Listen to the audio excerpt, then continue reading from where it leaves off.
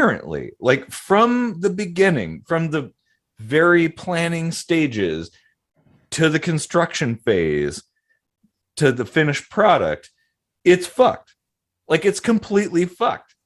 And yet civil engineers just keep on doing the same thing. Like, The statistics aren't really like looking at that shit. They're going for the headline blazers, like mm-hmm. this many people die from drunk driving accidents and this many people from not wearing their seatbelt and shit like that. But it's never like 650 million people a year die from our poor engineering. I'm not taking a dump on civil engineers. I'm not like I have a story for that. I'm not pooping on your sheets like Johnny Depp's wife did.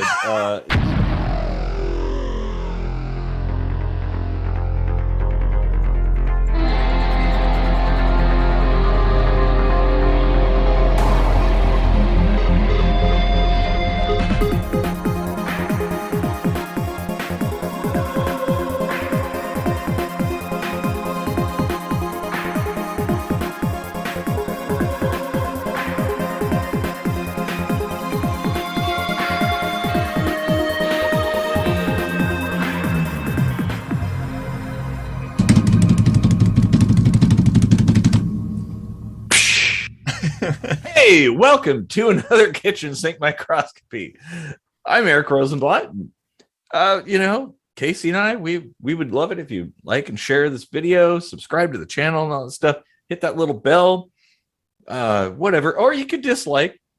We don't mind it because nobody sees it. So cool there.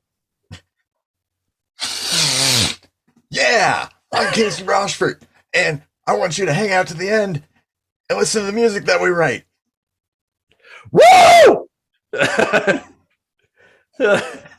So that was fake, obviously. YouTube, calm down. What would you like to talk about today while we're not dusted on cocaine? Yeah, we're dusted on space dust, or at least I am.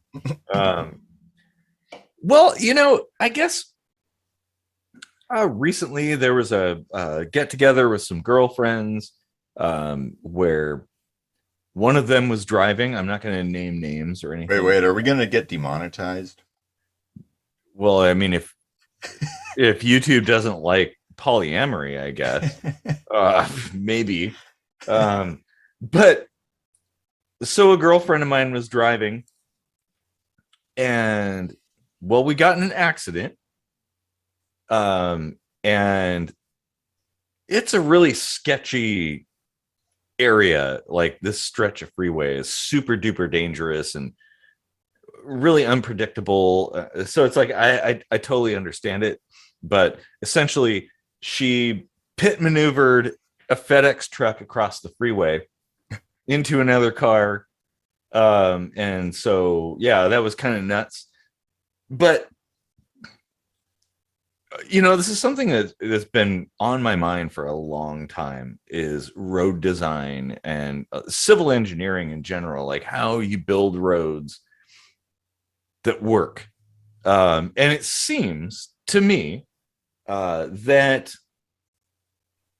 well, civil engineers are all crack smokers.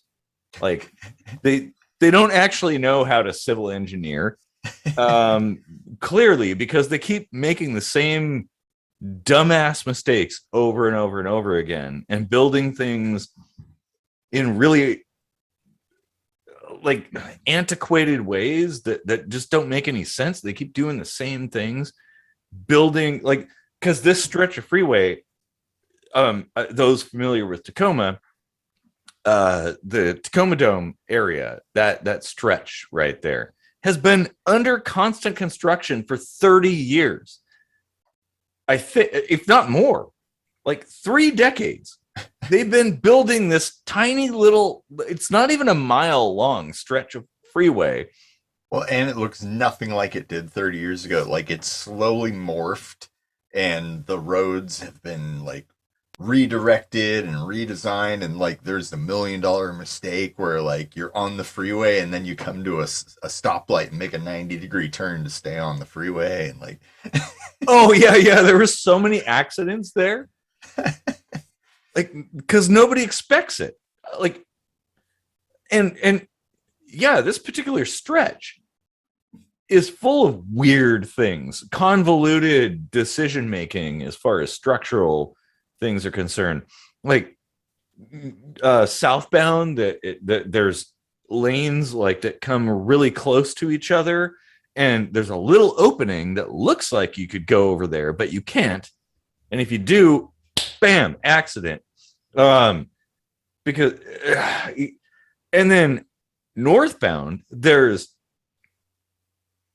2 lanes that come around a corner off of 705 with another lane coming down from the right, and they all kind of merge together. And I think there's even another lane. So a whole bunch of lanes are merging. Yeah, there's the I think the other lane comes from the extra bridge just for the carpool lane. Yeah. That is never ever needed, by the way. Right there. Yeah.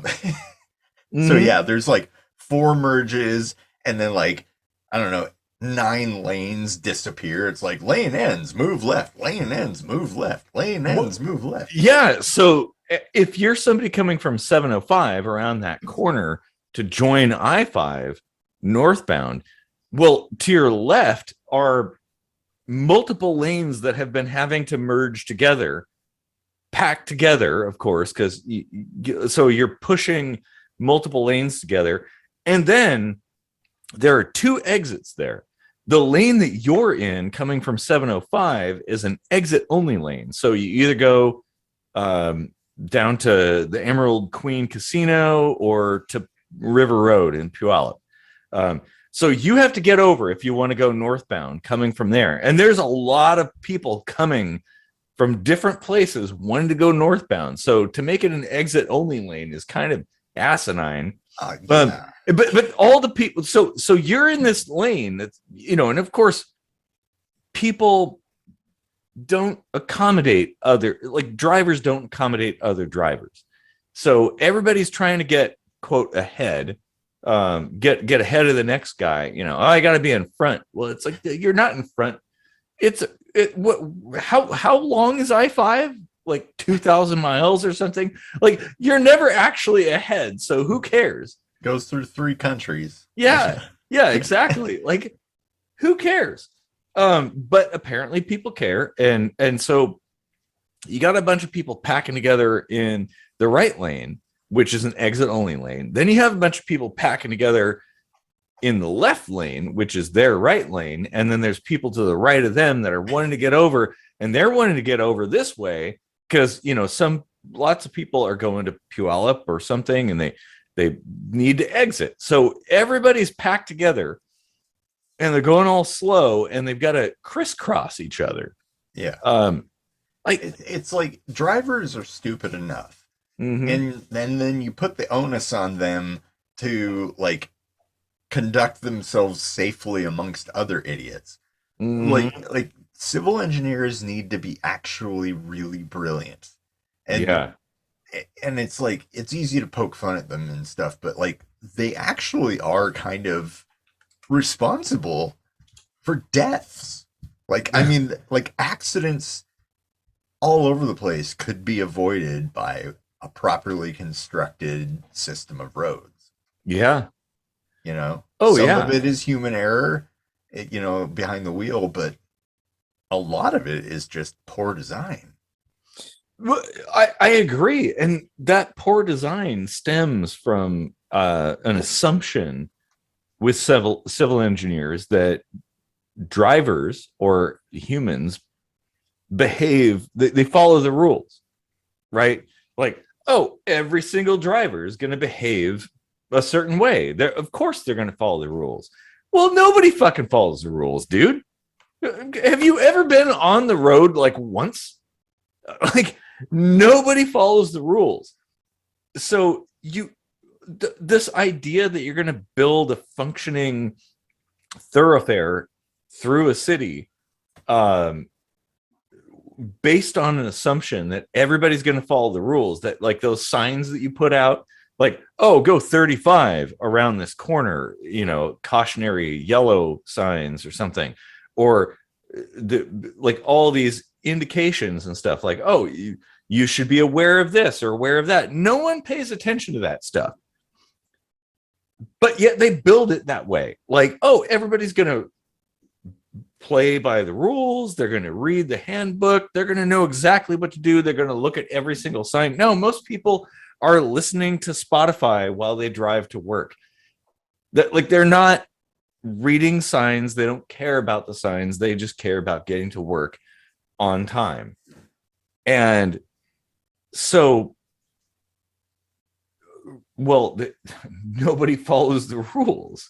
Right. I mean, yeah, that's the thing, is like, you can't expect people to be able to take care of themselves or even wipe their own asses. Like, people aren't really that bright a lot of the time, unfortunately, and you have to basically build structures and rules and regulations that keep them from not only killing themselves, but killing other people with their own stupidity, Yeah.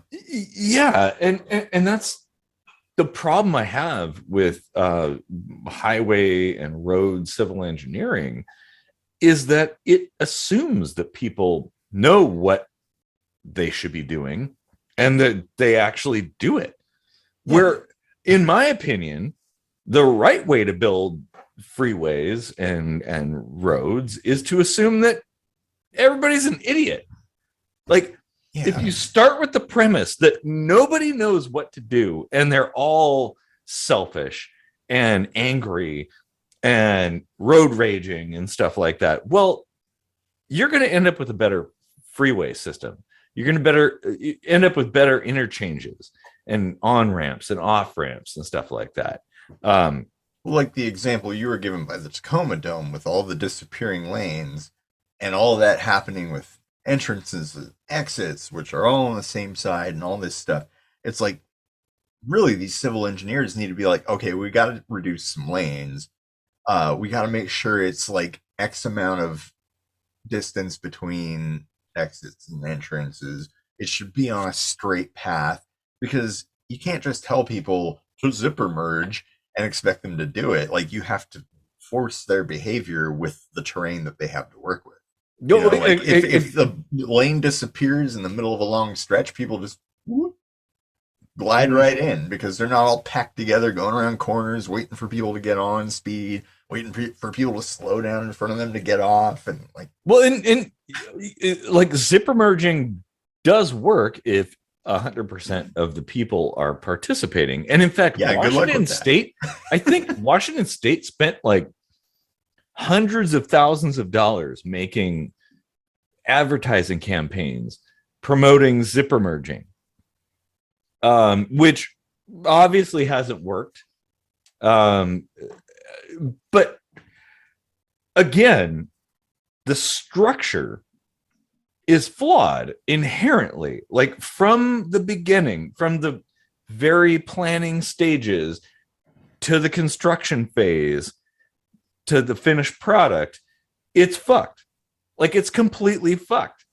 And yet civil engineers just keep on doing the same thing. Like, oh, well, why don't we have exits and entrances? Like, in this tiny little pocket of space, everybody has to get off, everybody has to get on. So there's people like, going freeway speeds 70, 60 miles an hour. They have to slow down and go around a tight bend because clover leaves are a thing. And there's people coming around a clover leaf. They have to suddenly fucking speed up. And everybody's kind of like, it's a miracle, honestly, that there aren't like thousands of deaths a year based on this structure. I mean, there might be, like, the statistics aren't really like looking at that shit. They're going for the headline blazers, like, this many people die from drunk driving accidents, and this many people from not wearing their seatbelt and shit like that. But it's never like 650 million people a year die from our poor engineering. No, you're not going to hear that. That's a good point.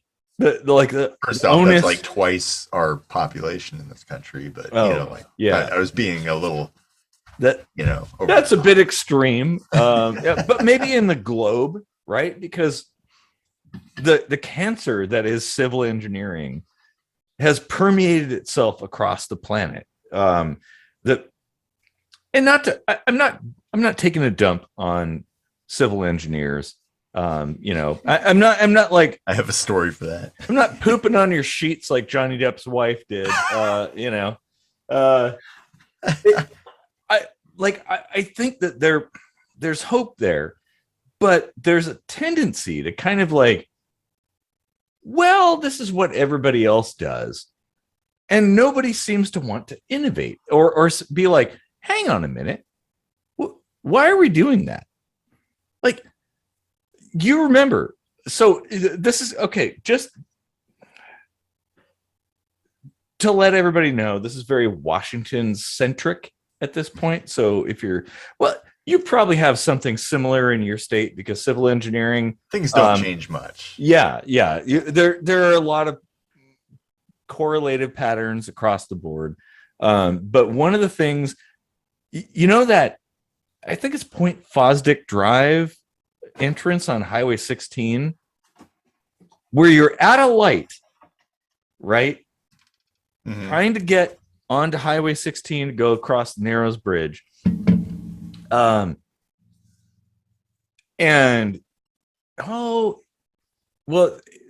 in Gig Harbor, one of those two exits, give or take. So you're sitting at a light turns green, you turn, you go to get on the freeway, and of course it's a fucking clover leaf. So you go around this tight bend that's like, speed limit 25, and you're coming around it, and there's people going 70, just like zooming past you, and you've got like 10 feet to get up to speed and merge into traffic. Yeah.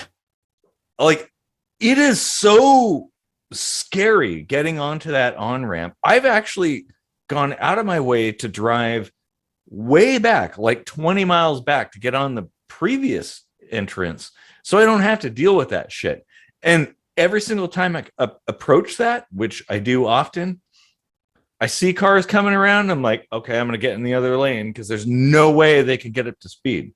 Absolutely no way. Like, it is like, basically the ramp comes under a freeway overpass. So there's an overpass right here. The ramp goes around a corner from the overpass, and the space that you have to get up to freeway speed. So 25 is what is recommended around that corner. And that's kind of what you could probably pull off unless you had like an Aventador or something like that.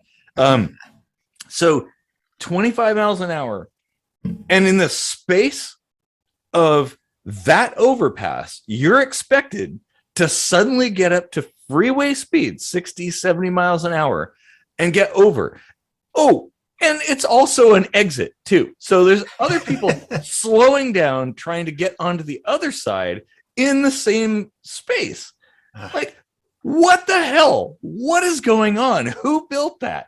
Like, that might have made sense in the days of like the Model A. When a top speed might be 30 miles an hour, like, you're fast. You were only at my Snohomish place like once, but I don't know if you remember the entrance to Highway 9 goes like around this loop to your right a little bit, then a hard left, and then like 10 feet before you get on the highway, there's a hard right, and you can't see what's coming from the left because there's like all kinds of trees and stuff. Of course there's trees. Yeah. And then, like, didn't you get dinged for having trees in your alley? I don't remember. Probably. Back when you were going through cancer treatment, like you were on the hook to like get rid of trees because the garbage collectors couldn't garbage collect. Oh God. I forgot about that. Jeez. Yeah, so to have trees in, like, it's critical that you can see what is going on. Just this last week, near my place on a main, like, super major um, arterial. They did all this work to like cut down trees that were like way up in people's yards, like up by the fucking road. And I'm like, wow, I can actually see if somebody is going to come around this corner and kill me now. Like, Yeah. like, that's all it takes is just like, you know, proper engineering, like this new trend now to build buildings all the way out to the corner. Like, you have a sidewalk and that's it, and then building that basically obstructs your view entirely. And they're like, well, we have parking lots in the corner, there's more accidents. And it's like, is there? Yeah. Which, at least you could see, you could accommodate for that if you knew how to build a fucking road. That's the thing. So, oh my God. Oh, thinking of like all these kind of blind corners and stuff. The bend when you come from River Road and you go around under the bridge where all the homeless people have camps, and you come around and you go down to Puyallup Avenue. And there's a really weird corner that kind of curves up a hill as people are coming from Fife from a light, and like it's already difficult enough to see. And again, it's another one of those like short span of spaces where you have to merge. So you kind of have to like just stop. I was about to say there's actually plenty of room, but then I'm usually on a motorcycle when I go that way. So yeah, if you're in a car or a truck, it's not quite the same. But the thing is, like, they have shrubs growing in this little triangular space where they don't have to be. If you just cut the shrubs down and covered it with concrete, like, well, I could totally see from half a block away who's coming. But now there's like these ugly ass shrubs growing in there for God knows what reason.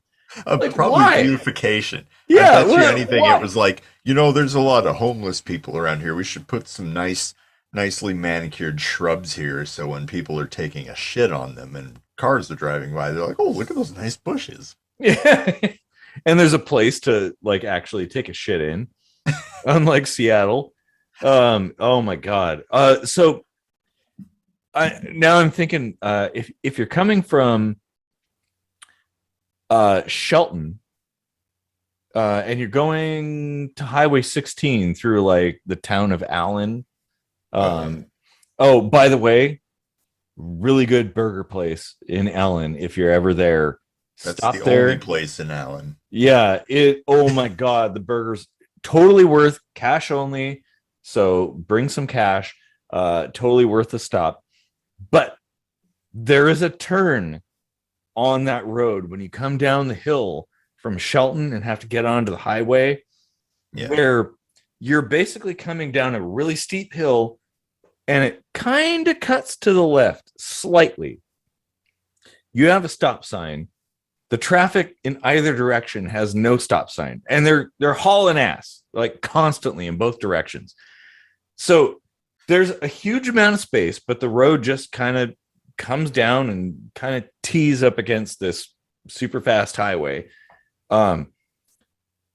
You can see to the left, but to see to the right, you have to get into the road, which, well, given how fast all these cars are going, like it's really fucking dangerous. Like, there's I know exactly what you're talking about. Yeah, and it's this kind of angle, like, so I can't really describe it, but you come down this hill and kind of cock to the left, and then this road is at an angle. Like, it's so dangerous. And it's like, of all the places that a roundabout makes sense, this is one of them. Like, okay, a traffic light would be better. It'd have to be a very large roundabout for the speeds on that road, though. Well, yeah, if you could slow people down. But now, the thing is, there's a bunch of space on both sides. So you could build that road so that when you come down, you don't go to the left, you instead go to the right, placing you more at like a 90-degree angle. But they don't do that. They've never done that.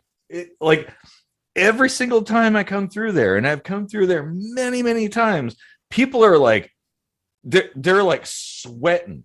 They're like looking both ways and like, and then you have to speed the fuck up because like there's somebody coming around the corner. Like, otherwise you're going to get creamed. Like, why did that have to happen? There's all this ample room to make it turn to like place you in a safe direction. Like I don't want to inject any kind of intent into people, but it feels like civil engineers are just masochists. Like they want people to suffer. They want people to die. Like, because why would you build like when you have all the tools at your disposal? Why would you build something like that? This shit by the Tacoma Dome with all these lanes coming together, like it's actually not necessary. It was never necessary. Like, why is it still going on? We've been, you and I have spent tax dollars to continually construct this space for 3 decades or more. Why is it not? And the disappearing perfect lanes, like, yeah, I get it if the geography just sucks. Like you're stuck with like a narrow passage or whatever. You got to remove lanes. But these lanes disappear and there's a shoulder that no shit you can put a drive-through Starbucks on. yeah. Like it's not like you're running out of fucking width. Well, why are you removing these lanes? Because I think they're assholes. Honestly, like I can't think of any other reason. And why in this day and age are there still lanes on a freeway where you exit on the right and you also enter on the right? Crisscrossing Highway 18, that interchange. Remember that shit? Oh yeah. Back in the day, where it was kind of like that stuff in Gig Harbor, where you're coming around a cloverleaf and you had like seconds to like romp on the gas and hope to fucking God you made it. Yeah. You know, as somebody else is doing the same thing to get off the freeway, you're like cutting across each other. Why? We've been building this for so long. Billions of dollars have been spent. Put the entrances on the right, put the exits on the left. That's all you got to do. Like that one change would make a huge difference and save lives. But where would the cloverleaf go? What? Fuck cloverleaf. I mean, they make sense in some restricted. If you only have so much space, okay, you got to do it. But when you don't have that kind of limitation, it makes no sense. It works fine in Seattle on like Seneca and I think Mercer also. Yeah, those are both on the left. Like the one thing that Seattle actually does right. Mm-hmm. Yeah, you get on the freeway on the right. You get off of the freeway on the left. But only for about 2 miles. Yeah, well, exactly. And then, it goes back to the way things used to be. Like, why? Why do that? You don't have to do it, but you're doing it anyway. Like, masochists, I'm telling you. Like, they just want to kill people. You know, like, not so we pick on civil engineers the whole time. I do want to get into like the driver aspect, but first I want to tell a story about a civil engineer that I pissed off. Before I, right when I started dating my second ex-wife, we were at her uncle's place for some holiday or birthday or something. This is the first time I met the guy. And I start complaining about the roads, and I'm like, civil engineers are idiots. And he was like, hey, I'm a civil engineer. And I was like, yeah, civil engineers are idiots. Like, I didn't back down. I was like, well, Nice. you must be dumb. Yeah, and I don't. They're people, so they're fullable. Fallible. That's what I meant to say. Got to throw in some Red Dwarf. But there's a culture. There's like kind of a standard way of doing things that I think is the problem. Where everybody does it. So, well, we got to do what everybody else does. Like nobody innovates because, well, there's no consequences for lack of innovation. If you build a bad highway or freeway, well, nobody cares. Like, oh, yeah. Does anybody, when there's an accident, does anybody like sue the civil engineer that built the freeway? No, they don't. Yeah, they look at it more in percentages of like how many accidents there aren't. And they're like, look at how amazing this is. Mm-hmm. But it's like, you should actually be like inflating, like if you look down on statistics or you look up at statistics, it really changes your perspective, right? Yeah. Like I don't want to say like inflating as in like artificially inflating statistics, but like you should be promoting, projecting, putting more weight on certain things. Yeah, saying like, this is how many people are dying. Yeah. We're doing something wrong. Mm. Like, let's fix it. But instead it's like, oh, there's like 95% of people don't die when they get behind the wheel. Like, well, that's a pretty depressing number. But yeah, there are no consequences for building bad roads or anything like that. Which is funny because be. like gun companies get sued for people shooting other people, mm-hmm. or McDonald's gets sued for suing hot coffee. All kinds of ridiculousness where a company becomes liable for the stupidity of another, except with the roads. Yeah, and actually, it's an interesting thing about gun companies getting sued. If somebody dies, I mean, technically, doesn't that mean that from an engineering standpoint, the gun company did its job? Like they built a deadly tool and it worked. So, I mean, but it's usually in that context an innocent life that was taken. So I wouldn't really argue that they did a good job. Well, but they didn't build a faulty product. They built a functional product. Yeah. Whereas, not that I'm all for suing a gun company because somebody else shot somebody. I'm just saying, like, it's not like necessarily a good thing that this tool can kill people. No, effectively did so on an innocent life. No, but they didn't like build a faulty product. Unlike highways and freeways, which people die on all the time because of confusing signs and confusing layouts and like too short a ramp and stuff like that. People die all the time, and nobody says like, oh, we should sue the civil engineers that designed this shit. Right. They're like, oh, well, that was an idiot driver. Like, well, but you build assuming everybody's an idiot, right? I mean, I wonder I wonder how many like fake drunk driving accidents have been created to kind of disguise the fact that there's really bad engineering in a particular stretch of road. Ooh, man. Well, we should do a study on that. Yeah. Mm-hmm. Oh, man.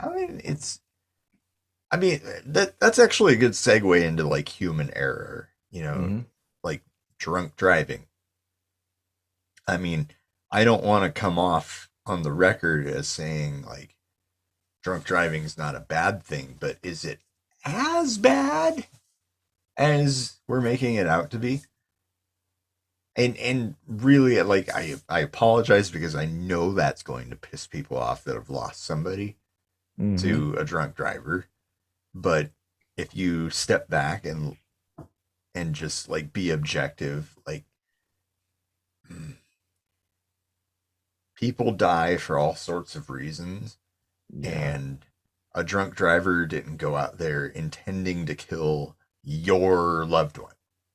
You know, like it wasn't a premeditated thing. It wasn't like, I'm probably going to kill somebody, but I'm going out anyway. It's like most people get home okay after some drinks.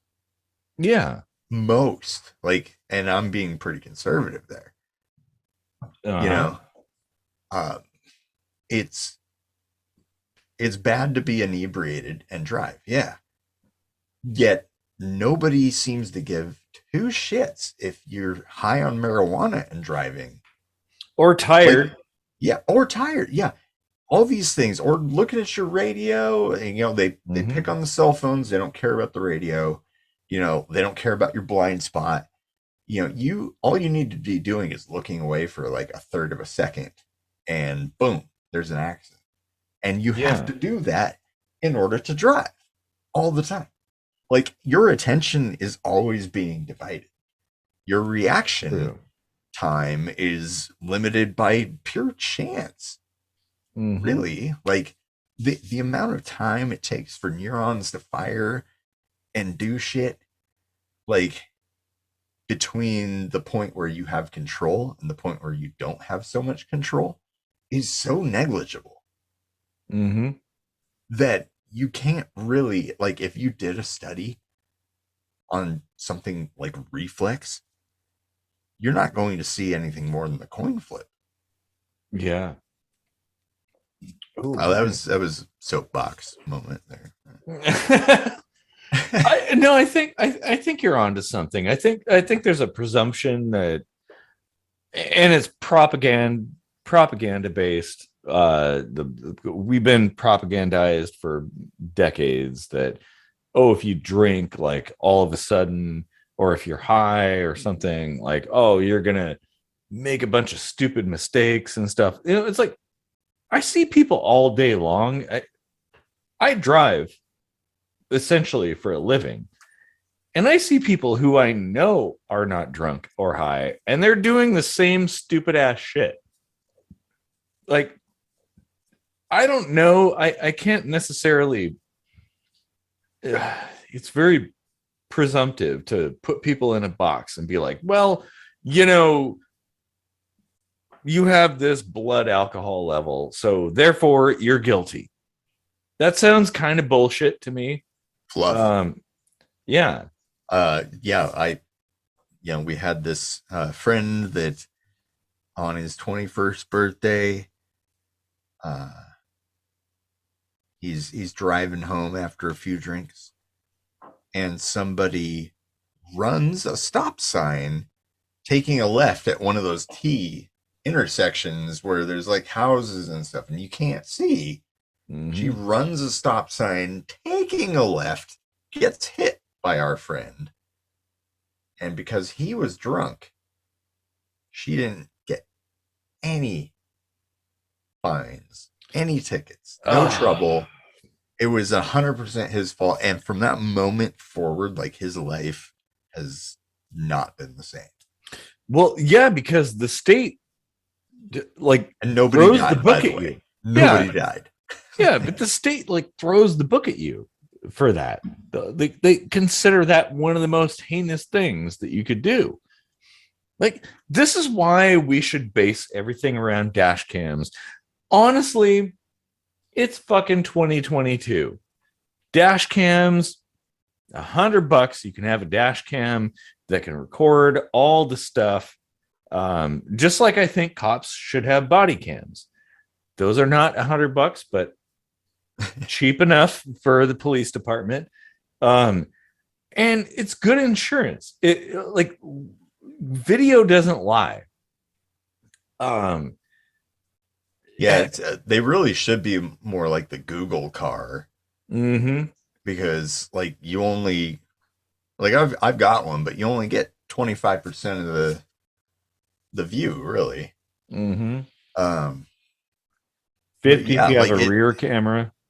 yeah, well, yeah, that's true.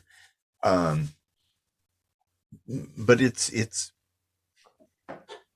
that fine line, right, between like too many cameras in the world and like just going off of hearsay and memory. Yeah. You know, like I mean, this dependence on cameras for crime fighting purposes Mm-hmm. feels like a detriment, I think, to critical thinking and detective work. Like not Yeah. that I would really want them to work harder to like solve crimes and stuff, but like I don't want them to lose that skill either. Yeah, exactly. And I mean, I don't. So that's a bit of a different argument other than privacy, right? True, and I think from as a privacy advocate, as I am, I think having your own personal recording device is useful. Having 1984 level, cameras everywhere on every fucking street, like the UK. I don't know about that. I mean, there's pros and cons. Personal cameras, I think, and I don't know if this is already the case or not, but I think they shouldn't be subject to subpoena unless you're like maybe directly involved in a particular case, right? I agree. Like your neighbor's camera can't just be taken with a warrant. Like Mm-hmm. that really should be a thing because Yeah, like like you should volunteer it. yeah, Like, if you hey, I've volunteer, got that's a one thing, recording but of like yeah, you can't just walk up and take it. It yeah. has to be offered up. Mm-hmm. That's fair. I'm fine with that. Like every individual having their own recording device. Well, TikTok, we kind of do. But yeah, I don't think that the state has omnipotence over that. Like they don't own it. They shouldn't be able to claim it.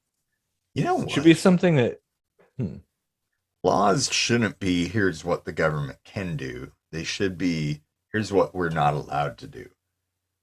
ah Because if the people like came up with a series of things that really meant a lot to them, like privacy and stuff like that, and just said, here's what you cannot, absolutely cannot do to us, everything else is fine. yeah. Then it's your own fucking fault if you didn't think of a loophole where the government can screw you. Basically, they're on the hook Mm-hmm. to do everything in their power to be a good whatever it is they are without like impeding on your life. Oh man. That's a very libertarian statement for a guy that most people would point to the left on, but Well, I don't think those things are totally at odds with each other. There's a lot of parallels there. Similar thoughts. Yeah. yeah. Oh man. It Oh is man. interesting how like bitching about lanes got into like politics somehow. Well, we always kind of go in that direction. Well, so going back to like as interesting as this conversation is and as awesome as I think we could make this, I want to go back really quick to civil engineering, and I want to highlight like some really awesome civil engineers. So in the UK, there was a really shitty intersection that was super dangerous and got backed up all the time. I'll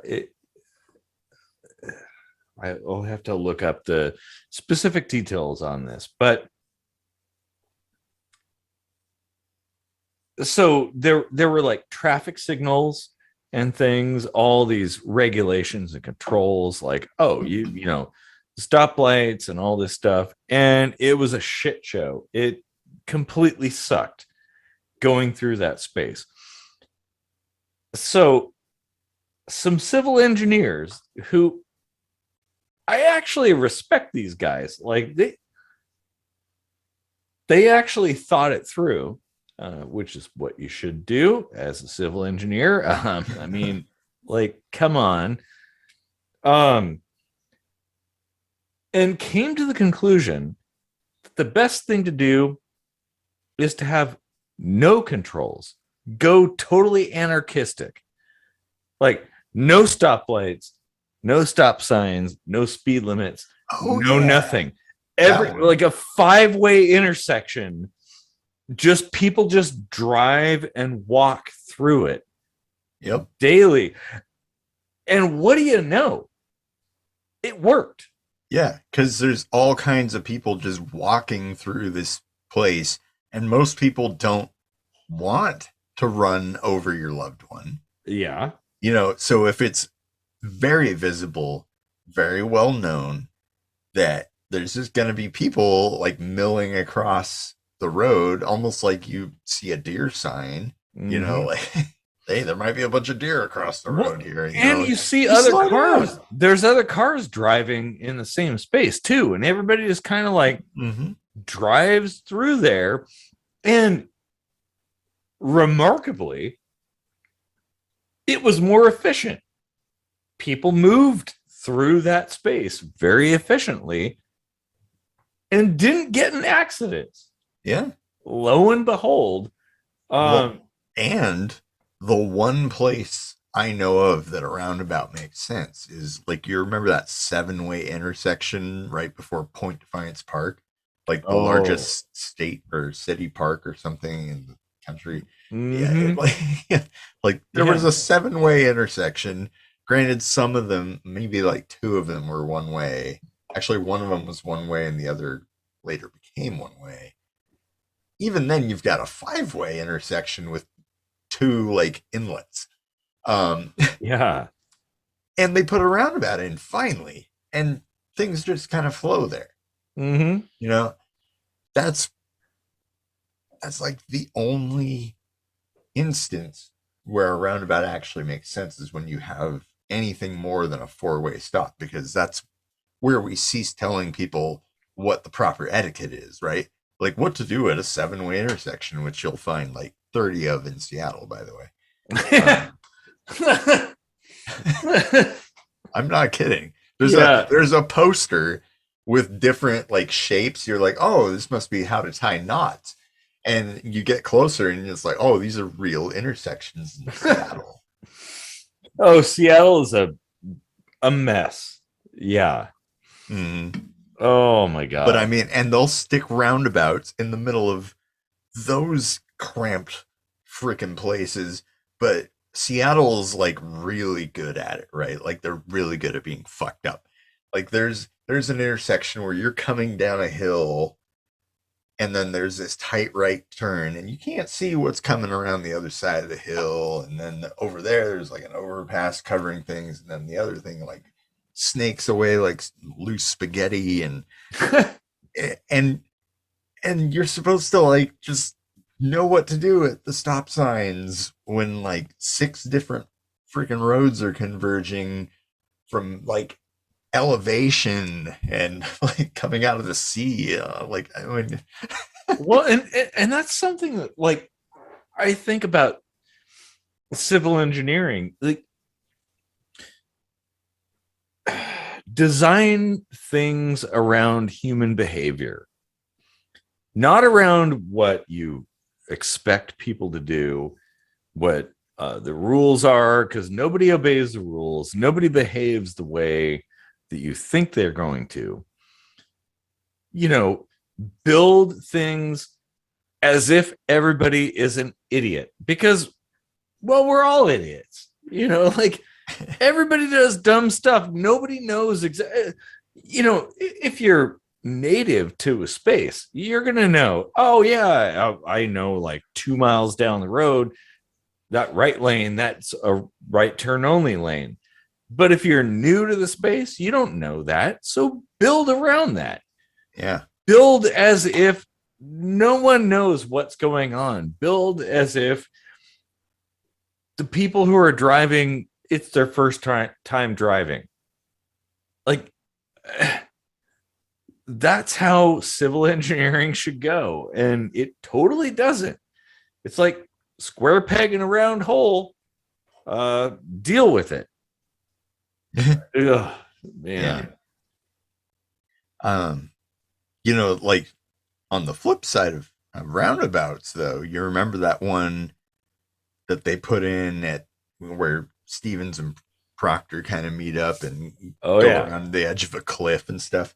Yeah. Put a little roundabout in there.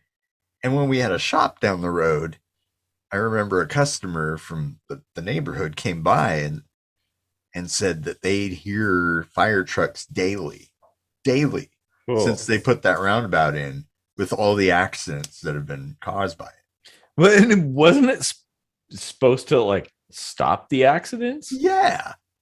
Well, for one thing, this particular roundabout is entirely useless because they've set it up that you can drive a straight line next to this roundabout at like 35 miles per hour, 60 miles per hour, whatever you can get your car up to by this point. I know, like, because trees all over the place, and then like this car is like, oh, I think it's safe, and you're like, I know because I've drove my scooter through there at speeds, shall we say, and I've had cars honking at me that like came up from nowhere. And I'm like, where the hell did you come from? Like, it was an empty intersection. What the hell? Yeah. Like, oh God. That's like the dumbest roundabout that I know of. Yeah, that is pretty dumb. The ones with multiple lanes are just like, you know what? Like, if it's big enough to get this complicated with a roundabout, it was probably doing just fine as an intersection. Yeah, probably. Now, I mean, there's so many angles here. The problem with intersections is you have to have like controls in a bunch of different directions, so it keeps flipping. Okay, so these cars get to go first, then those cars, and then you got the pedestrian side. Oh, by the way, the all walk thing they do in Japan, thumbs up. I love that. That is the way we should do crosswalks. They just all go at the same time. Oh, yeah. Wait. So no, so cars go, and then there's a cycle where people go, and it isn't. In the US, we have crosswalks that go parallel to the direction of traffic. But in Japan, there's an all walk signal. Everybody just goes the direction they want to go for that phase. They have you could that just like in one place in Seattle too. Yeah. Place Market. Yeah. Mm-hmm. I think that's good. I mean, it works. No, yeah, that works. I mean, especially for like places with a lot of foot traffic. Mm-hmm. That makes a hell of a lot of sense. Like, it actually works at Pike Place Market. In Pike Place Market for sure. Look, because I've been in downtown Seattle and tried to make a right turn, and there are so many pedestrians that I simply can't. Right. People keep crossing the goddamn road over and over and over again, and then a light turns red, and I'm like, well, fuck. Yeah. That's it. Okay. Like, yeah, if you have a high traffic area, do an all cross kind of thing. That makes sense. Mm-hmm. But yeah, and even like that anarchistic intersection in the UK, like more of those would be a good thing too, because Mm-hmm. I mean, even if you're a tourist, right, you could have signage for that. Like, you could make up some kind of sign that people would probably be able to interpret as like, oh, there's like people crossing and other cars crossing, and there's no rhyme or reason to it. And actually, what they do found, what other people do. You follow behavior. It's like, oh, these people aren't like stopping and waiting like a four-way stop. They're just drifting in. Oh, so I'll drift in. And there's cars coming like directly at me. Like, you don't even need signage at that point. You're like, oh shit, there's cars coming at me. There's like people, there's bicycles going all over. Well, we got to figure it out. And actually, a remarkable thing is humans are good at figuring that stuff out naturally. Yeah. But when you start to institute controls and systems and structures, they assume things operate a certain way and will just like fly through a space as if it's nothing. So when you remove all of the constraints and safety checks and stuff, well, it's kind of scary. Like, oh, there's like everybody's driving around in this space. Like we're noodling around like nobody knows what to do. Well, you're going to slow down on your own because, well, sure, you might have insurance, but dealing with insurance and court cases and stuff like that is a pain in the ass. So you want to avoid that. So you're just going to slow down. All those signs that are like, oh, your speed, blah, blah, blah, flashing lights. Like so here's one of the things I'm going to do this. Those speed signs that say how fast you're going and stuff. It's my goal to put as many signs on those that say high score and like a super fast speed, like 91 miles per hour, high score in a 35 zone. Like, I'm totally going to do that. Man, like this asshole right here is a guy that would just do the craziest shit behind the wheel. Like, he'd be taking me home after a night of drinking at the Corova Milk Bar for a night of rape and ultraviolence. That's a movie reference. Yeah, that didn't actually happen. So. We weren't actually raping people. Yeah. Demonetized. He'd be taking me home, and back when like it was a four-way stop instead of a regular stoplight, he'd just zoom right through it, at like midnight or something. And I'm like, dude, you're gonna get me killed. And he's like, other people will stop. It's a four-way stop.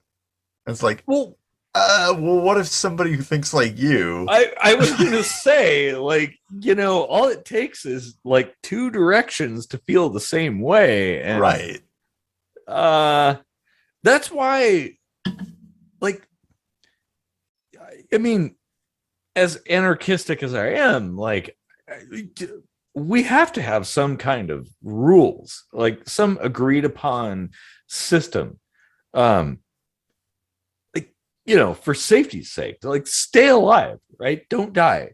Yeah. That's important. But they shouldn't be so rigid that they're like 100% of the time running a red light is a ticketable offense. Bad. No. And the same thing with like blood alcohol content. Yeah. Like it's like, why don't you take the circumstances into like what if the traffic lights malfunction and everybody's sitting in a red light? Mm-hmm. They have to go at some point. Well, and they'll figure it out. This kind of default, like, oh, somebody has a BAC over this level, they must be guilty. They're automatically guilty. Right. Well, yeah. How much do they weigh? What's their metabolism? But like you had talked about before, like that doesn't necessarily mean like there are extenuating circumstances there. Shit, I'm probably gonna have to go to Taco Bell tonight with BAC well over the limit. Time for another beer. Here's Eric confessing to a crime on a camera. Minority Report style. He was like, I'm gonna go drive drunk. You just But yeah, like the assumption that driving drunk will kill someone or like is way more likely to kill someone. Well, again, it's that perspective of statistics. It's like way more likely or like slightly less likely to avoid a bad situation. Well, You know, like the way you phrase those two things to say the same thing has a big impact. Well, sure. And just because maybe on a statistical level it might be more likely doesn't mean that because you carry those characteristics that you're in that same bucket. Doesn't make any sense. Right. Like I could be drunk as hell and be a better driver than a completely sober person.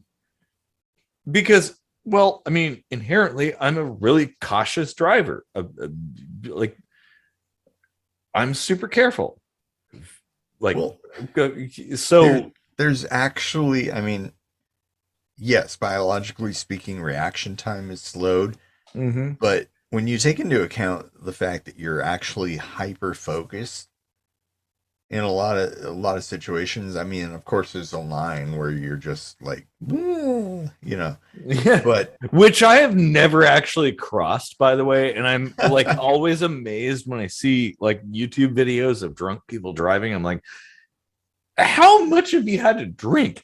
I have drank like there are videos 12 of these, 9% alcohol content. I drank 12 of these and I've gone to Taco Bell without issue. Just low and slow, just driving to Taco Bell, get my tacos and come home. Like, the fuck? How are you like veering all over the place? And how is that even a thing? Yeah. Wow. Yeah. I think a lot of that is propaganda. Yeah. And this is this is what this show is all about, is talking about this shit that everybody instantly gets pissed off. Like, how could they even suggest such a thing? But then it's also things that everybody's thought. Yeah.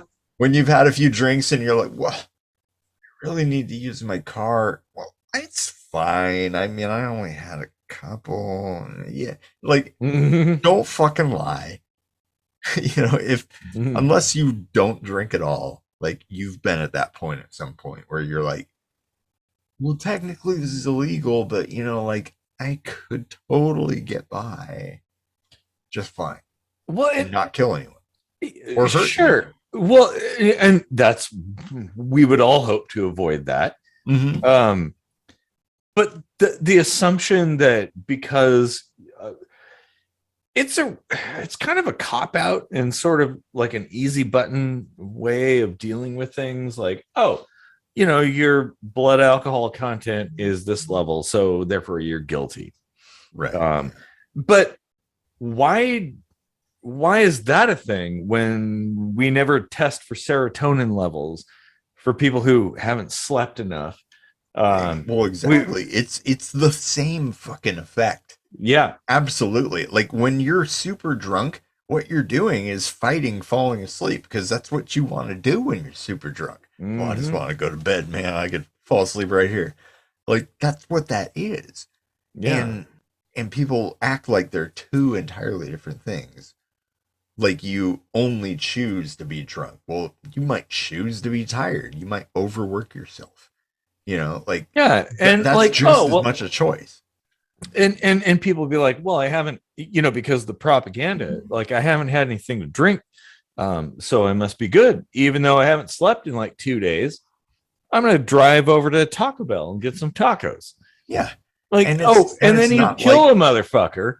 Yeah, it's not like your morals go to sleep when you're drunk. You know, like I've driven home from like, some great distances on a freeway and had a little too much to drink. And you know what? Like, I might be 10 minutes from home, but I've pulled off and bought myself a hotel for the night. Mm-hmm.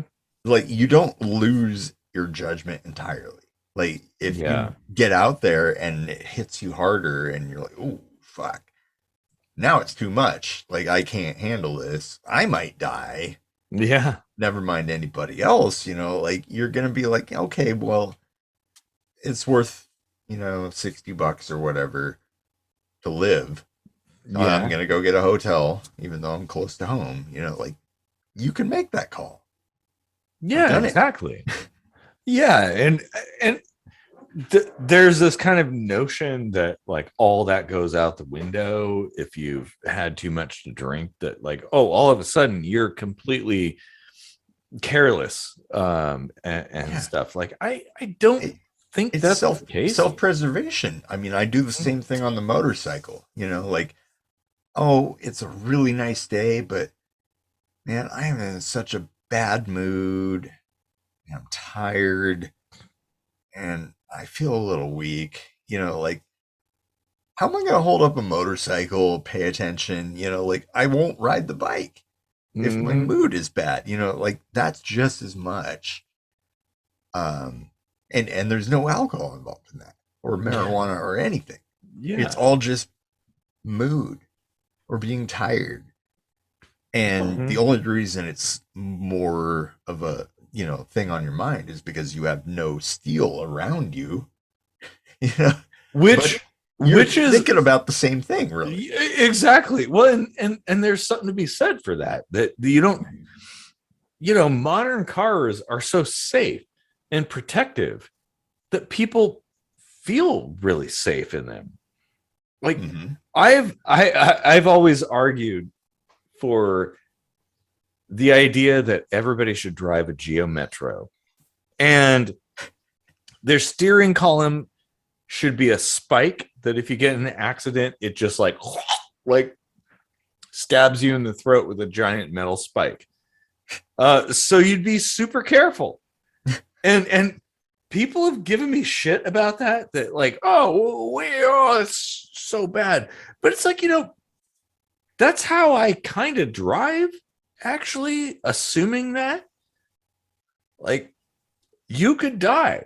I've known people who have died on the freeway like that. Yeah. Well, and being in something like a Geo Metro, like, there are no airbags. There's no safety system. There's no crumple zones. There's no power steering. No, there's nothing.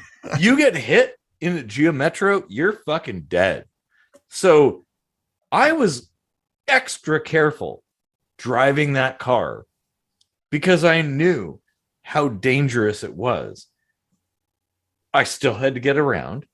And yeah, I did go on dates in like Olympia at bars and drink a bunch and then drive home on the freeway in my Geo Metro.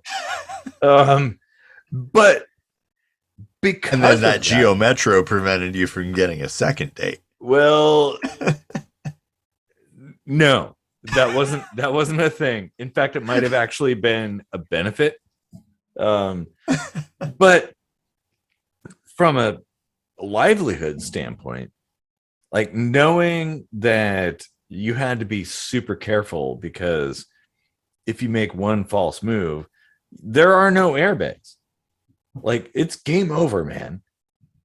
Like, you turn too tightly or cut somebody off, you're fucked. So it's funny how, like, when we're 16 or 15 and a half or whatever, and we're getting our license and we're getting on the road for the first time, we're acting all timid, like, like, oh my God, like, if I get in an accident, it's going to be awful, like, completely terrible. It's funny that, like, we grow up conditioning ourselves to think that way when somebody else is in control of our well-being. But as soon as we take the wheel, it's not very long before you get real confident behind the wheel. Mhm. It's kind of an interesting psychology. And that actually, yeah, that's a really interesting point, because I've been in a lot of accidents and had to pay a lot of money for accidents and tickets. But now, yeah, I'm just like ballsy driving around, like no big deal. Like, oh yeah, I got this.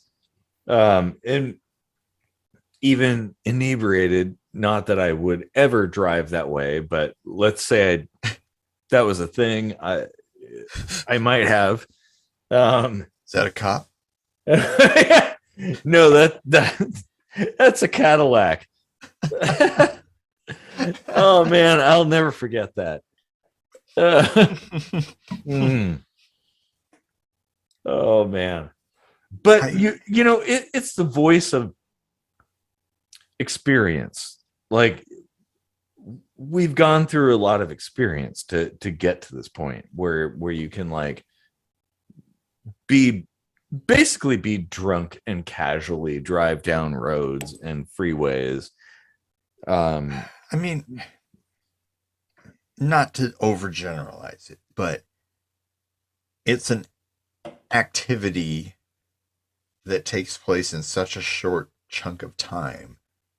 If you were to compare it to a hobby like going out to the range and shooting guns, the likelihood of an accident that takes somebody's life while you're out shooting in the woods or when you get behind the wheel drunk, probably pretty similar.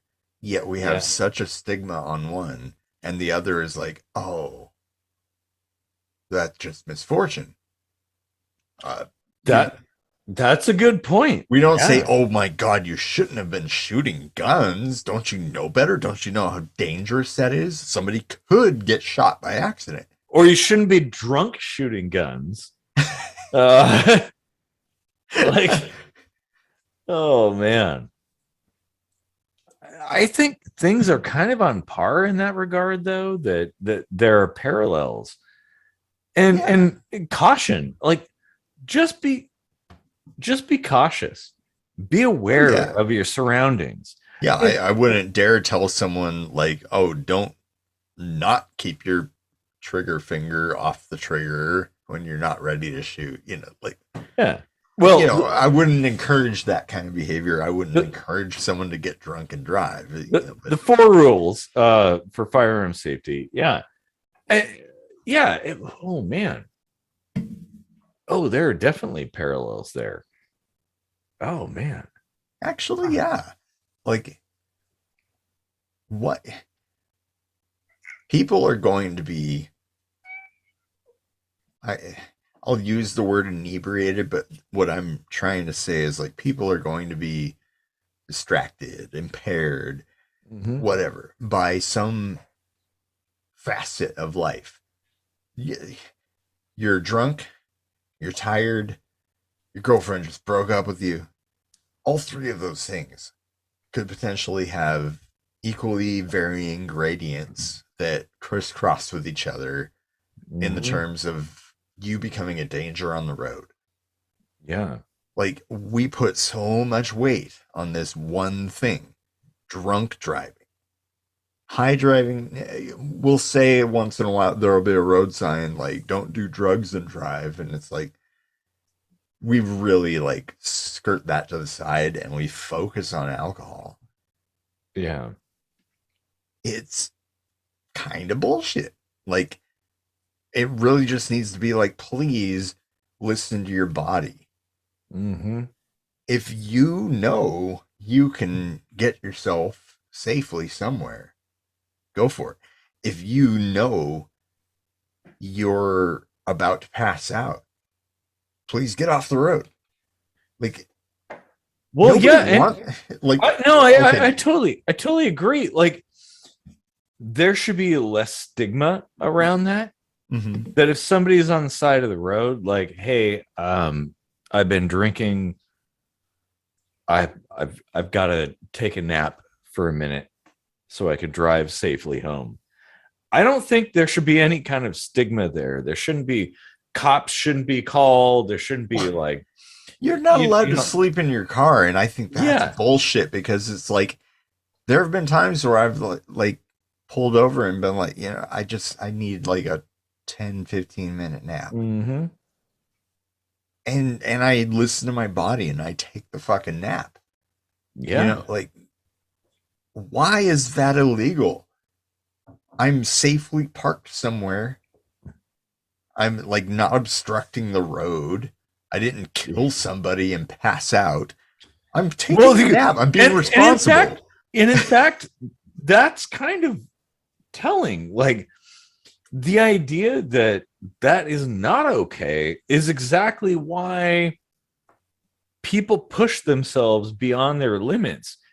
Yeah. And actually, you make all this shit illegal, and people are like, "Oh my god, I feel like the only two choices I have are to drive home drunk and try not to get caught, or like die." I don't know. Like they feel trapped by the fact that it's illegal when it could just be something that's like, oh, this is generally thought of as something that impairs my functions and I could be hurt or hurt others. If you're gentle with the hand of regulation, people see the sense in it. Yeah. When you smack it down on them, all they feel is the pain for possibly doing nothing wrong. Like they all get hit the exact same strength. And that fear of repercussions is exactly why people push themselves beyond their limits. Yep. Like, what's wrong with just pulling over? Like, oh, it's late. I've got a long drive and I had a few beers. Like, that should be okay. What's wrong with that? I don't understand that. And why is it like wrong to take a nap on the side of the highway? Like, well, it's a long highway. You ever driven through Texas? Fucking A. Yeah, and I mean, if they try to spin it like they're giving you a ticket for your safety, call bullshit on that. Because like, if I get mugged or something because I pulled over to take a nap, it's not because I was sleeping. It's not because I picked that spot to take a nap. That's just a shitty thing that could have happened to anybody at any time, depending on their level of consciousness or not. Yeah. Like, there's no like, even with the safety belt, right? Like, I do take a little bit of issue with that because nobody's ever saved another person's life because they were wearing their seatbelt. It's all about you. Yeah. That's a good point. Yeah. Unless by some freak accident you get launched out of your car and your torpedo body kills somebody. Unless that happens, which I'm unaware of. That's a pretty unlikely scenario. Yeah. So that's kind of my point. Like, why are we making shit illegal if it only hurts you?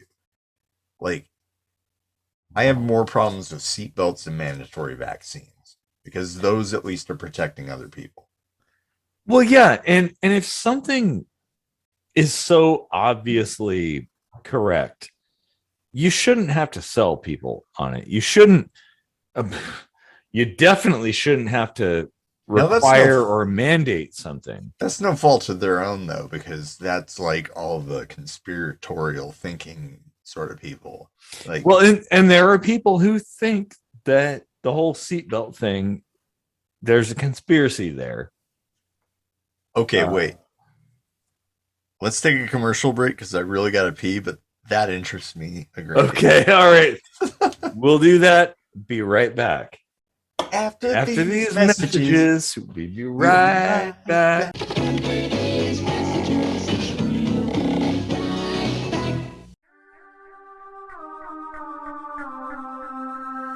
Every day, an average of 2 politicians every 90 seconds doesn't get to screw over the American people.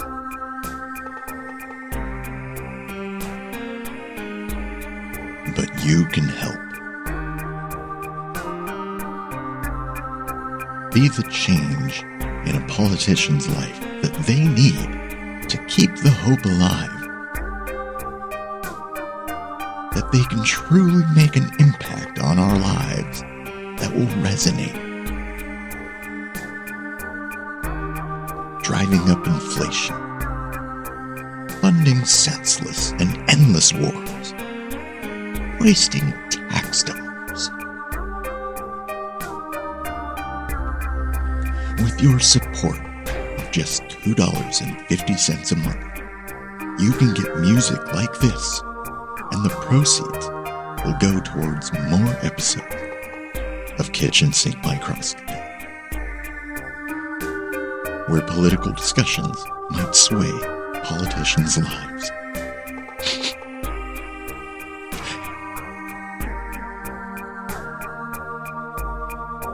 At the $7.50 a month level, you'll receive a book about beating cancer as an atheist, which has absolutely nothing to do with these crying politicians.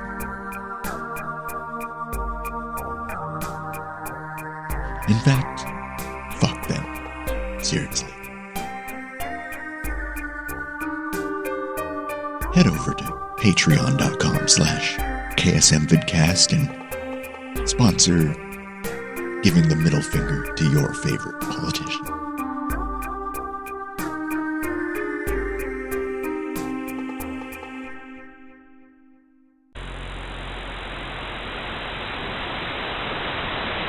Willie B is here for the KSM Discombobulator. What's a discombobulator? Wouldn't you like to know? Woo! KSM Discombobulator. The KSM Discombobulator will provide all your discombobulating needs in a compact, affordable package. Need to discombobulate your cat? Done. Your friend? That too. The IRS agent? Yup. The discombobulator can do it all. But wait, there's more. Call within the next 12 minutes and we'll double your offer. Normally, one unit will set you back $50 million, but we'll send you 2 discombobulators for the low price of $19.95 plus shipping and handling. What a deal!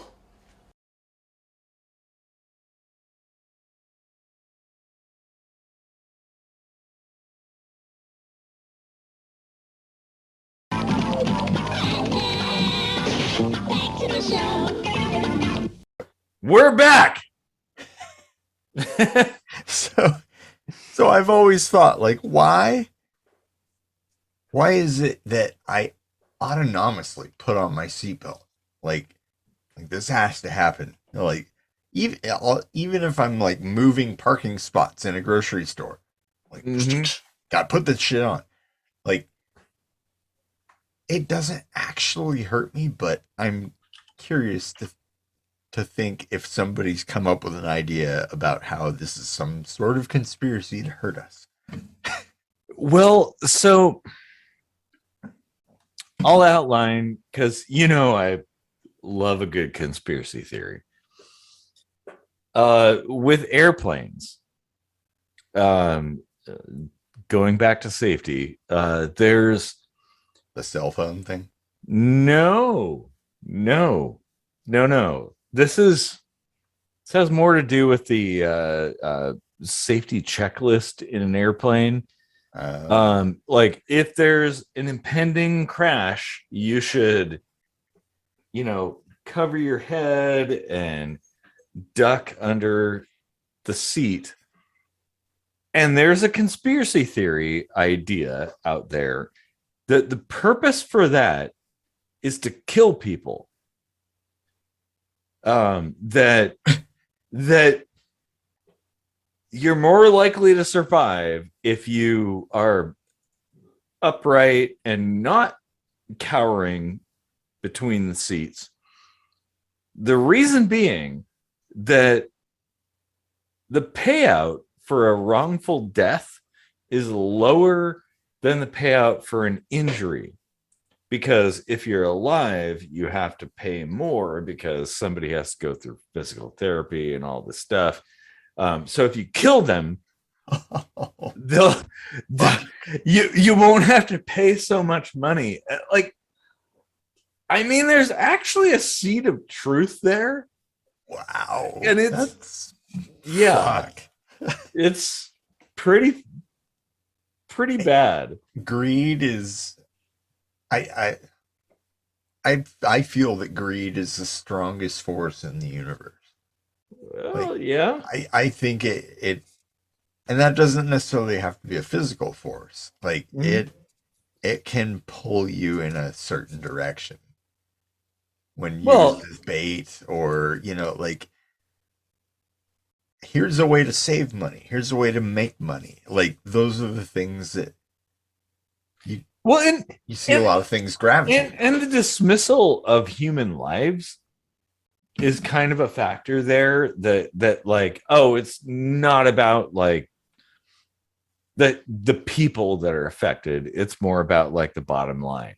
Yeah. I mean, and all you have to do if you want to see greed, go to DC. I've said I'm never going to go there.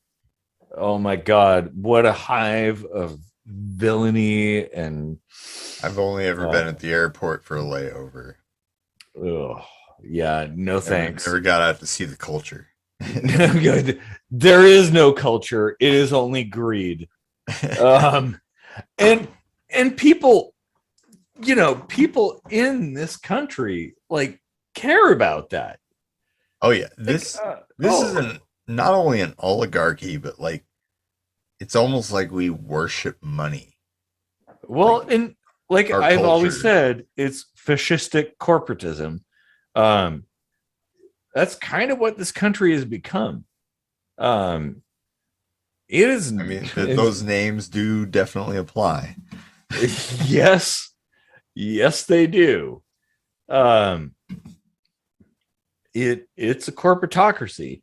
And yeah, I mean, in a way, it's an oligarchy too. It's actually, oh man. Well, and oh my God, like, what if? No, I was gonna go too crazy. We don't want to. No, it's okay. Crazy. No, you can go a little crazy. Well, what if the idea of propagating the species or whatever is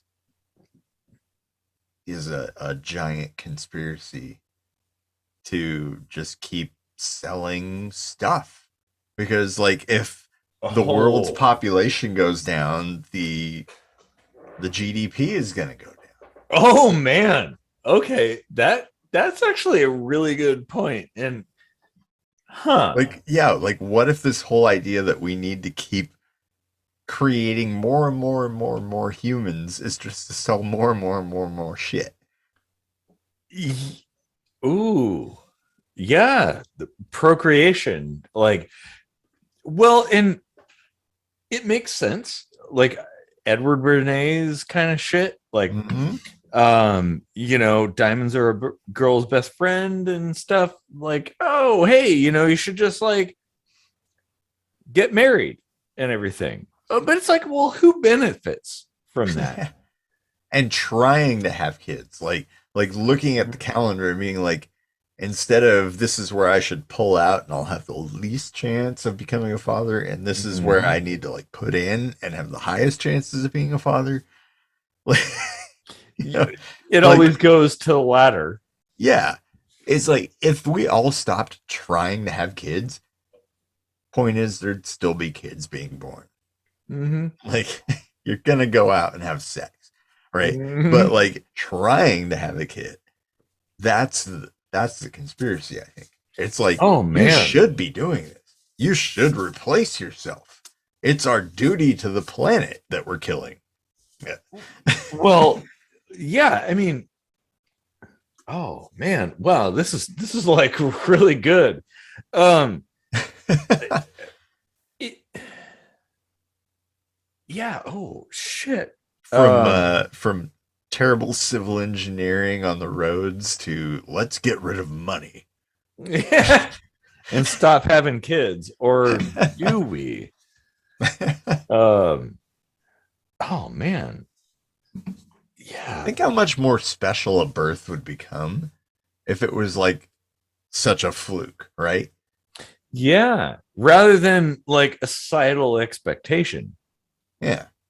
Because that is, That'd be like, honest, that's this what is it the is chosen one, like the one sperm that made it to carry our species into the future.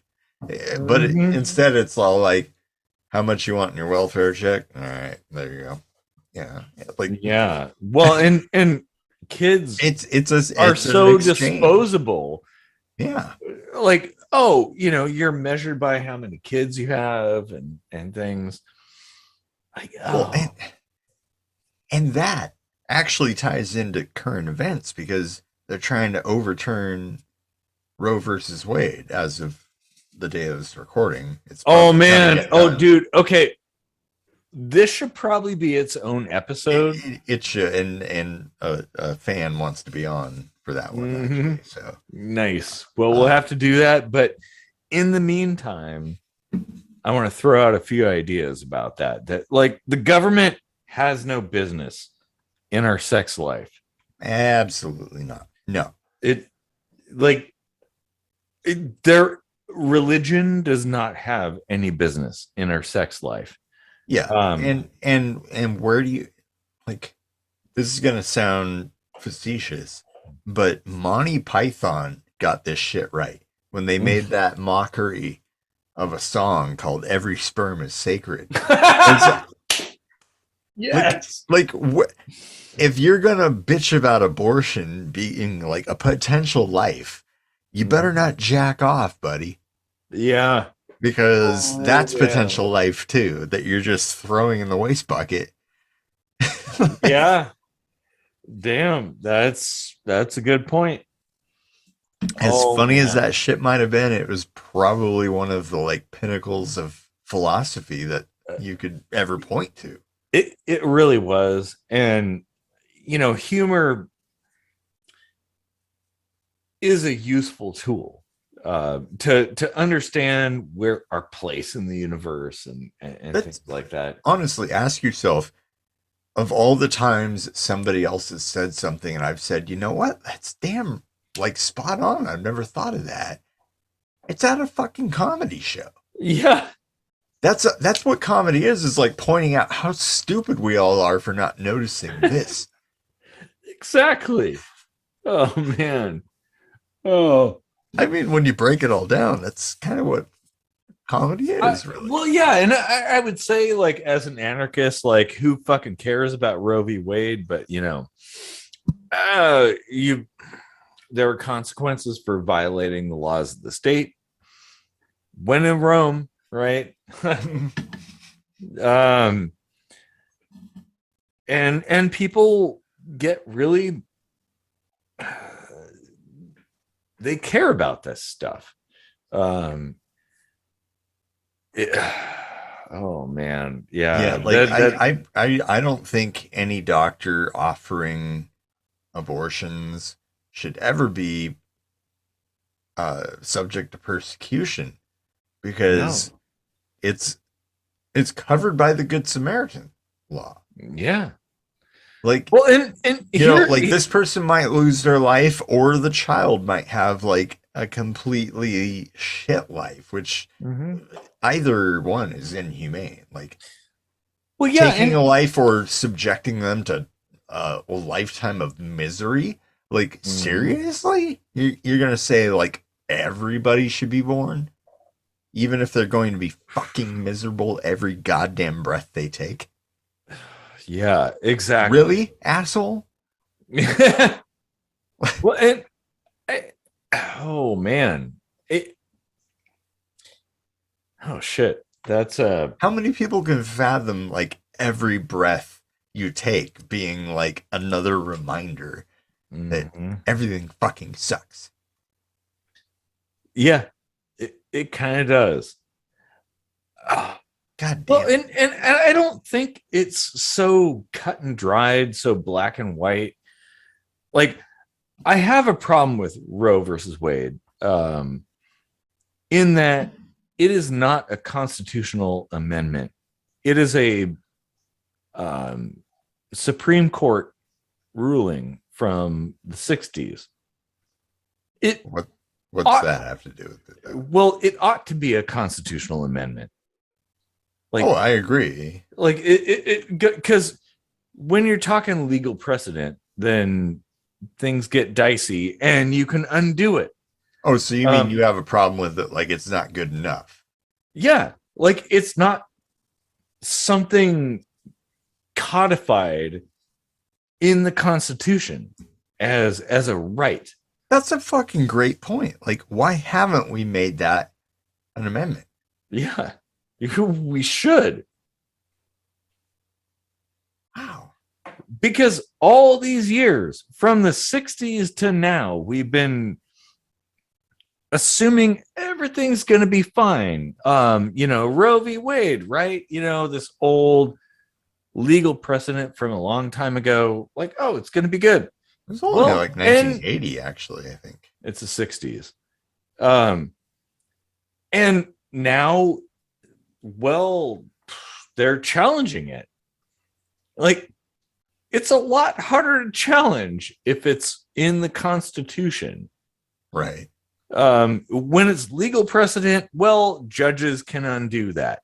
And judges are kind of fickle. They come and go. Not Like the often wind. enough. Yeah. Oh, I agree. They break like the wind. Oh, wait a minute. uh, Well, that's on the daily. mhm. But no, that's a great point. Like, the Constitution is supposed to be like more about rights than life. Yeah, and core values, like things that are humanitarian, things that are timeless. Like, you do have to draw a line somewhere between what you call life and what is not. Well, Everybody draws a line somewhere. and that's true. But Because there's it, arguments for every point you decide is life. yeah. Whether it's breath, thought, heart beating, conception, whatever. Mm-hmm. You can make some kind of rationalization. Everybody has to draw a line. It's just that, like, the most people we can include in respecting that, um, you know, let's go for that. But Mm-hmm. the fact of the matter is, the people that tend to be against Roe v. Wade tend to be of the conservative Christian nature that want the Bible kind of included in everything. And they also think that, like, if it offends them, other people shouldn't be doing it. And that's actually both ends of that political spectrum really like experience that. Yeah. You And know, I if it offends don't them, it shouldn't be, I shouldn't hear it at all. But like, I you know, don't the understand majority that. of people like see a good argument potential in Yeah. abortion. Yeah. And I say argument potential because it really depends on a lot of shit. Well, Like it's not a light matter. Nobody no. gets an abortion like they're deciding between Chinese food and tacos for lunch. I was gonna You say know, like Burger King and McDonald's, but right? yeah. Yeah, Yeah. it's not that simple for No. anybody. So there's definitely a line that everybody draws, and it's gonna be in a different spot on the Mm-hmm. beach, you know. But if if you think about it, if you draw your line here and somebody draws their line over there, how's that line impacting your line? It's not. Yeah. Like, if that's what they find moral and it impacts your life absolutely not at all, who gives a shit what they do? Yeah. And I think there's some pretty clear lines that could be drawn in that case.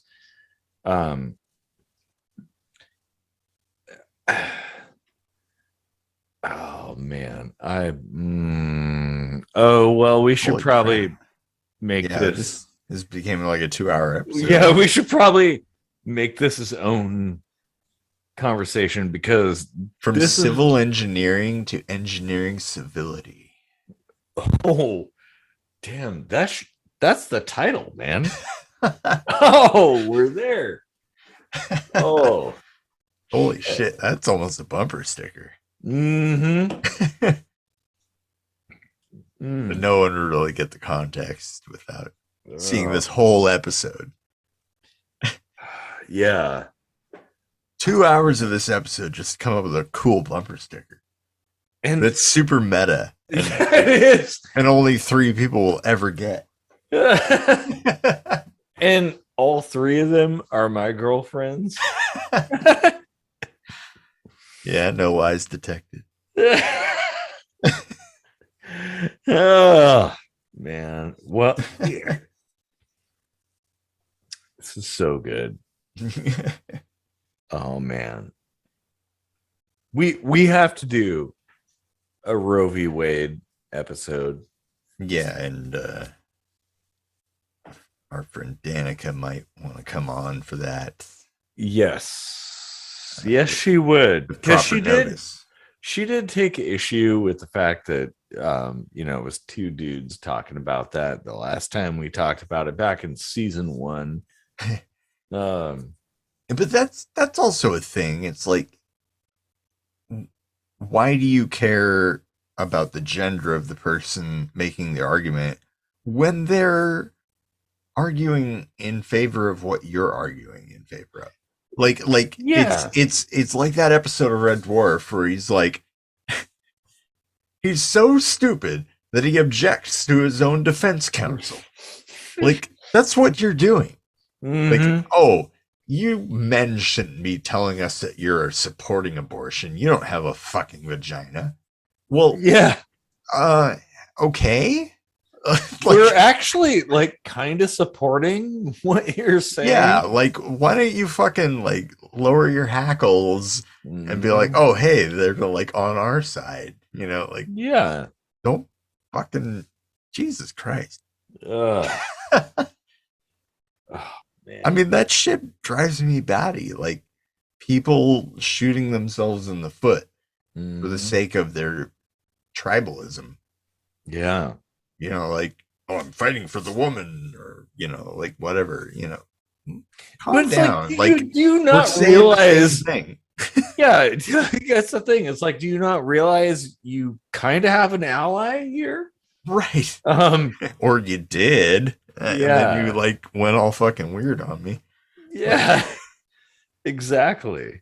So shooting yourself in the foot. Like, ooh. Why are people fighting with their own allies? Like, I don't get it. Well, because propaganda. And that's why this show works, because we don't fight. Yeah. Even if we have differences, because we're like, well, is this really like the absolute antithesis of who I am? No. Yeah, and it's all about like uncovering the truth and stuff. Oh man. Damn, we're slowly building kind of a universal,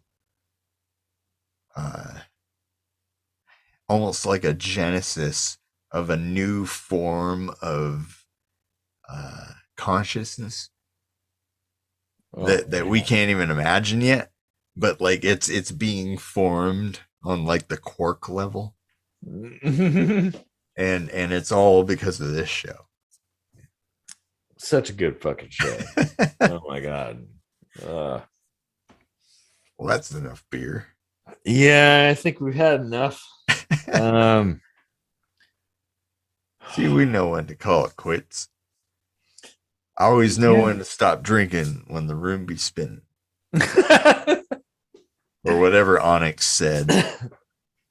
Onyx. Oh man. Back the fuck up. Back the fuck up. Yeah, like, can we just like give a quick shout out to like the fathers of gangster rap that were Hell yeah. were like clever about it, but then it became more of like an image. But like back when it was just like clever rhymes, like that was awesome. Well, Eazy-E, he's my boy. Love that man. Dude, like that's the Rest in golden peace. era of rap. Like, Mm-hmm. like there's nothing I appreciate more than like when I'm writing lyrics and I come up with something that's so fucking clever. Like the way it rhymes, the way it like tells a story, the flair on it, whatever. If there's some kind of hook that is like, oh yeah, that gives me goosebumps, or that's badass, or whatever. Like, that's the shit that really matters. It seems like the people in music that are popular today have nothing to do with any kind of intelligence behind the music. No. It's just hooks. It's just whatever's popular. Doesn't even have to be a good hook. It's just what's popular. And they don't even know how to rhyme anymore. No. Like, I remember the Eazy-E days. Like, dude could fucking rhyme and capture Well, what was that one song? Rolling down the street in my Jubaru. Cruising down the street in my 6-4, jocking the bitches, slapping the hose, went to the park to get the scoop. Yeah. Oh my god. Yep. Good old Fuck days. yeah. Oh yeah. Oh man. That's 6-4. Yeah. Where'd Jubaru come from? Yeah, it's an Eazy-E song.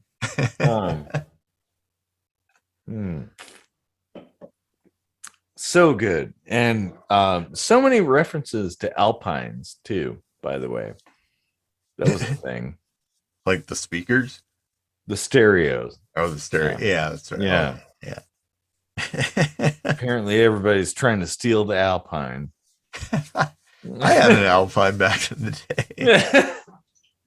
Oh man, it used to be pretty cool. Oh man, Eazy-E was taken from us far too soon. Yeah, love that guy. Oh my god. Yeah.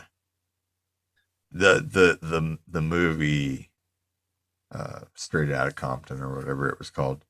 That was a good movie. Oh yeah. Like, you know, like those music based videos that aren't really about music. Like that's so cool. Like to be able to capture the behind the scenes of that industry, but also have like the intensity behind it that comes with the music. It's almost like a mask. You know, the music is a mask for the greater story. Yeah. Oh damn. Whew. Yeah. And someday that will be a movie about our channel.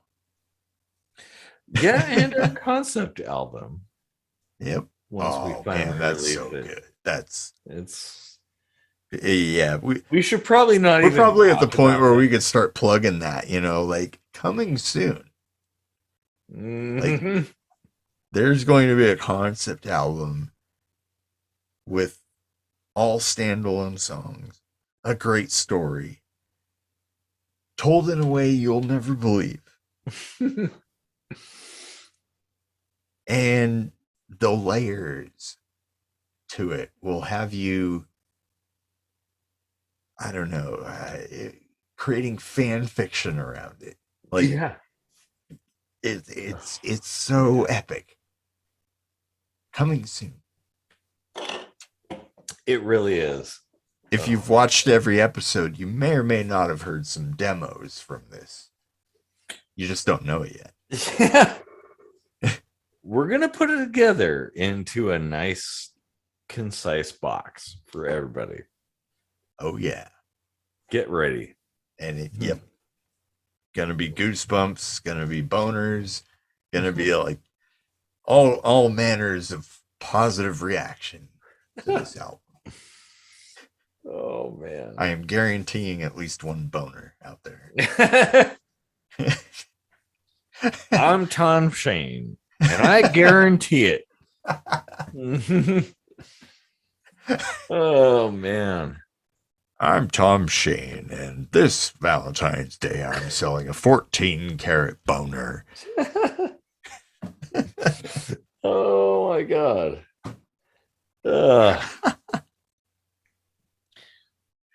Well, we should probably end this episode because we're like 2 hours in. Who would have thought, like, talking about roads? Well, and from roads to Roe v. Wade. So many good title options here. Only we can do that. Oh man. Damn. Well, if you've stuck it out this long, I fully expect you to be blasting links to this channel out on your social media and trying to spread the word. Yeah. Show people the way of deep sink diving. And please don't start a cult around us. Or do. I mean, well, if you're a hot chick, go ahead. I'm all about that.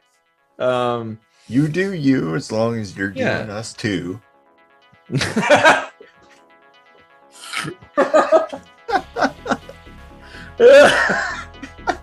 Oh, shit. Well, I didn't expect that. Maybe that's a good point to cut it.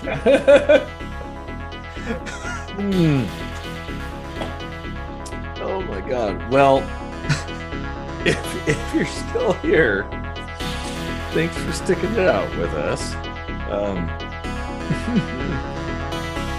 Oh my God. Well, yeah. Have a good night, everybody.